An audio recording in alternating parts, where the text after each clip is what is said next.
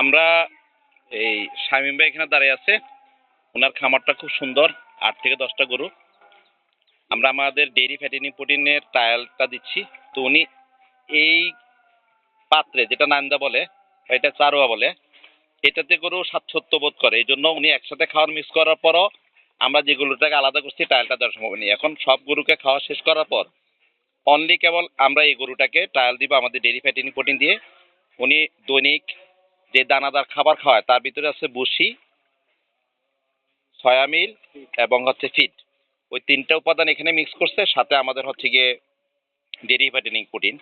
তা আজকে initial dose আমরা ১.৫ কেজি থেকে ২ কেজি পরিমাণ আমাদের প্রোডাক্টটা অ্যাড করছি, আর পাশাপাশি ওনার অ্যাড করছে হচ্ছে ১.৫ থেকে ২ কেজি, মোট ৩ কেজি একবেলা একটা গরু খাওয়ার খায়। গরুগুলো একটু বড়, কারণ ওয়েট বেশি।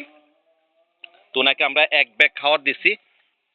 উনি আজকে প্রথম দিনের ইভিনিংয়ের ট্রায়ালটা আমরা সরাসরি কমপ্লিট করছি আর কি।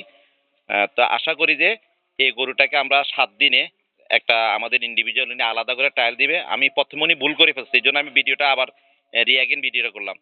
প্রথমে একসাথে খাওয়ারটা মিশে ফেলছে, যার কারণে গরু আলাদা করে কোনটাকে খাওয়াবে সেটা বুঝতে পারেনি। তা আমরা আবার খাওয়ার এখান থেকে কিছু আলাদা বলে রেখে আমাদের খাওয়ারটা ডেইরি ফ্যাটেনিং প্রোটিন যোগ করে সব গরু খাওয়া শেষ করে আবার যে গরুটা আমাদের জন্য আলাদা ট্রায়াল দিবে সেটাকে বেঁধে রাখা হয়েছে আলাদা জায়গায়। এখন তাকে আমরা পারফরমেন্সটা করতেছি।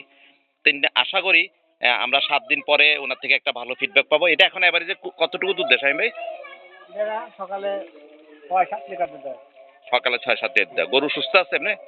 ওগুলা ৪ দিন দিয়েছে, তেমন সুস্থ নাই। ৪ দিন হয়েছে, তার মানে আমরা আশা করি এটা এখন বিয়ানোর পরেই তো দুধের পরিমাণ বাড়বে ডে বাই ডে। বাড়বে। আমরা ভালো একটা গরুকে সিলেক্ট করছি।